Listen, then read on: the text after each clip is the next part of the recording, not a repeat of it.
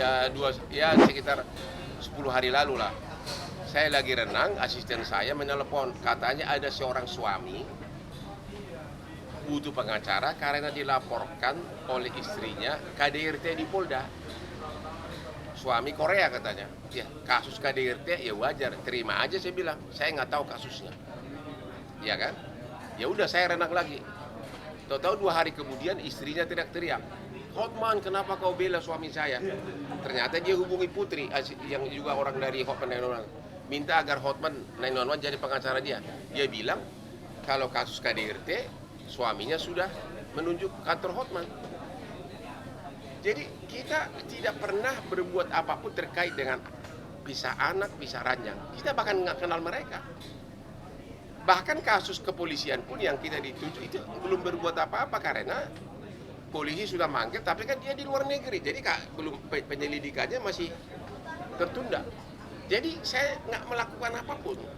Tiba-tiba seluruh mak-mak nyerang gua gitu loh. Kau pisahkan ibu dengan anak. Oh, waktu mereka pisah gua nggak ikut-ikutan, nggak tahu apa-apa, gitu loh. Terus mengenai tuduhan bahwa si bapak menyelamatkan anaknya demi keselamatan anaknya. Kita pun belum tahu fakta sebenarnya. Tapi fakta bahwa si putrinya mau bunuh diri gara-gara hubungannya sama ibunya itu benar. Ya. Makanya si bapaknya baru tahu belakangan. Makanya si bapak menyelamatkan anak-anaknya itu, termasuk anaknya yang kedua sudah berkelahi dulu di sekolah karena stres. Biasa kalau kita di rumah nggak beres, ya kan? Anaknya sudah ada kelainan juga. Demikian juga menurut bapaknya, bayinya ini sangat kurang terawat. Bahkan katanya botol susu dia itu berhari-hari nggak dicuci. Jadi kita tidak tahu siapa yang benar. Pertanyaannya adalah, kalau benar si suami melakukan itu demi menyelamatkan anaknya, termasuk yang bayinya kurang terawat, kalau benar si suami melakukan itu takut putrinya benar bunuh diri, apakah dibenarkan si suami menyelamatkan anaknya? Anda yang jawab. Saya kiranya anaknya itu sudah bunuh diri, pasti kalian akan bilang, kenapa bapaknya nggak selamatkan dari dulu? Gitu loh. Ami tidak akan pernah membantah bahwa putrinya ini memang benar. Waktu dia berhasil diselamatkan, dia bilang ke putrinya, don't tell your daddy. Makanya bapaknya nggak tahu. Gitu loh. Udah. Jadi itu pun saya nggak ikut-ikutan. Baru belakangan ini saya minta klarifikasi. Saya nggak tahu apa-apa, nggak ikutan di situ. Saya hanya kasus di Polda doang. Bang, tapi terlepas dari itu, kami adalah Bandung, nggak tahu gimana bang dengan anaknya, tapi tidak dikuasai di dalam penguasaan orang lain bang. Dalam arti bukan ibu kandungnya bang. Tergantung apakah ada alasan yang sah bagi seorang bapak untuk melakukan itu. Anda nggak boleh kalau misalnya benar bahwa kalau dibiarkan malah bahaya, misalnya putrinya sampai bunuh diri. Makanya tergantung alasannya. Makanya nanti pengadilan Singapura yang memutuskan itu. Karena mereka kawin di Singapura. Jadi kalian jangan menjudge dulu sebelum tahu fakta sebenarnya. Kalau yang dituduhkan putrinya itu benar, coba gimana? Yang bisa saya bantah bahwa itu bukan di brainwash adalah yang memviralkan itu duluan siapa? Wajah anaknya. Itu siapa? Di Instagram siapa? Siapa? Ibunya. Kan waktu mereka ke rumah sakit kan nggak tahu bahwa ibunya ngintip di balik pintu. Lihat nggak? Udah disiapkan tim kamerawan. Langsung putrinya histeris, nggak mau mama. Apa itu di brainwash? Begitu lihat ibunya histeris ketakutan. Dan yang memviralkan duluan wajah anaknya siapa? Ibunya, di Instagramnya, di mana-mana. Kan viral itu kan? Itu loh. Jadi ada yang mengatakan, kenapa Richard Lee? Munafik lu semua, lo main tuduh aja lo. Gitu alasan karena asuransi mungkin? Saya nggak tahu. Kita nggak tahu. Tapi yang jelas, kalau anaknya meninggal, ibunya akan dapat setengah dari uang asuransi, setengah bapaknya. total uang asuransinya 4 juta dolar keluarga itu. Ya kita nggak tahu, makanya kita nggak bisa menduga-duga. Ya, tapi kalau putrinya meninggal, ibunya akan dapat duit dari asuransi. Fakta bahwa putrinya mau bunuh diri, itu nggak dibuat-buat, itu benar. Kalau itu benar, gimana pendapat saudara? Apa harus kalian nunggu istri putrinya mati dulu baru kalian bilang, kenapa bapaknya nggak menyelamatkan dari sekarang? Lihat nggak waktu kejadian di video itu, waktu ibunya datang ke rumah sakit. Ya, benar-benar putrinya itu, ada yang bilang itu netizen munafik, itu di brainwash. Bapak kau yang di brainwash. Lu nggak punya otak, lihat itu Instagram. Kalau otak kau di brainwash, ya itu tidak maju-maju. Makanya nyinyir melulu loh. Jadi orang yang mengatakan bahwa putrinya itu di brainwash pada saat di rumah sakit begitu histeris ketakutan ibunya, lu yang di brainwash sehingga lu nggak maju sampai sekarang, nggak sukses sampai sekarang. Sampai sekarang gaji lu masih UMR. Bang, ini kan WNA nih Bang keduanya. Apa? Ada WNA keduanya.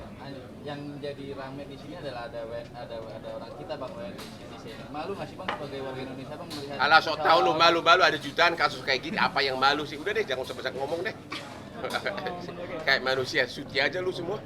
Tuh lihat dua apartemen di sana itu lihat tuh ke kok sana, itu setengah adalah istri simpanan, pacar simpanan. Usah banyak ngomong deh. Lu yang mak yang sok, lu yakin nggak suami lu nggak nyimpan pacar? Jangan terlalu dibesar-besarkan lah. Orang mereka udah pisah ranjang, bagaimana sih? Ya, kayak Indonesia manusia paling bersih aja semuanya, nggak usah terlalu besar-besarkan lah. Itu tuh hampir setengah apartemen di seluruh Jakarta itu isinya adalah pacar simpanan. Lu juga kalau lu ada duit lu pasti, lu lihat cantik kan? Lihat dulu mata lu lihat dulu, lu pasti suka lo. Sekarang lu terpaksa lah, udah deh istri aja dulu deh, soalnya nggak cukup. Ini menjadi sorotan ada pisah ranjangnya berapa lama sudah? Gua nggak tahu detailnya, saya udah bilang saya bukan pengacaranya soal itu, jangan tanya itu. Soal benar apakah mabuk gua nggak tahu. Soal benar kenapa diambil saya nggak tahu. Soal benar kapan diambil saya nggak ikutan. Saya belum jadi pengacaranya. Mereka pisah ranjang, saya belum jadi pengacaranya.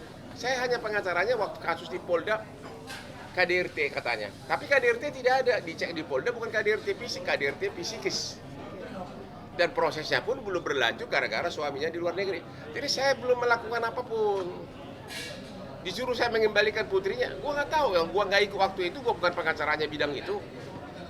Nama aku terlalu terkenal sehingga terlalu banyak bantu orang susah. Jadi dianggap kenapa kali ini saya membela orang katanya terjolimi. Intinya begini, kalau benar bahwa bapak menyelamatkan nyawa anak-anaknya, apakah dibenarkan seorang bapak melakukan itu? Kalau benar ya, itu aja kuncinya. Soal mau bunuh diri itu bukan brainwash, itu fakta. Kalau sampai seorang anak mau bunuh diri gara-gara hubungannya yang sama ibunya yang sangat rusak, gimana coba? Berarti keadaan rumah tangga itu udah parah banget. Coba bini lu sedikit nyeleweng aja udah kau ceraiin kali lo. Lulunya munafik lu semua di Indonesia lo. Berarti Bang, kalau secara garis besar mungkin menurut versi Abang sifat kisah yang Apa? sifat kisah yang maksudnya Sifat apa? Ami itu seperti apa sih Bang? Saya nggak tahu, mana gua tahu. Gua nggak tahu sifat Ami. Gua nggak ikut-ikutan. Yang jelas Asri gua jauh lebih cantik dari dia udah. Tapi komunikasi lancar Bang sama Aden itu. Ya, saya kan pengacaranya di Polda. Jadi saya suka dia telepon saya tahu dia di Malaysia. Saya nggak tahu di mana di Malaysia. Hanya terkait ditanyakan kasus Polda gimana. Saya bilang belum ada panggilan kecuali kalau kau datang ke sini. Saya nggak ikutan apapun kasus karena mereka pisah itu sudah lama sebelum aku ditunjuk untuk yang di Polda. Gua nggak ikutan apapun. Nggak tahu mereka kapan pisah ranjang. Nggak tahu dia apakah ada hubungan dengan artis. Nggak tahu apakah dia mabuk. Gua nggak tahu apakah benar anaknya itu semua terlantar. Ada yang bilang botol bayinya itu nggak pernah dicuci. Anaknya jadi berkelahi di sekolah. Putrinya sampai mau bunuh diri. Gua nggak tahu fakta sebenarnya dan aku belum ditunjuk soal itu. Makanya sebelum kalian manusia munafik menuduh aku, cek dulu, introspeksi dulu dirimu. Jangan terlalu membesar-besarkan selingkuh, karena kemungkinan besar suami kamu pun selingkuh. Di Indonesia tingkat perselingkuhan paling tinggi di Indonesia dan Malaysia. Sugar daddy paling banyak itu di Malaysia dan di Indonesia. Cek dulu hati suami kamu gimana, jangan terlalu menuduh. Nanti kalau anak kamu kena narkoba, pasti kamu mencari pengacara untuk bela anak kamu. Jadi jangan salahkan pengacara. Sekali lagi saya tidak ikutan waktu mereka pisah, saya tidak ikutan, belum kenal mereka waktu anaknya dibawa oleh suaminya. I have nothing to do with that. Oke, selesai.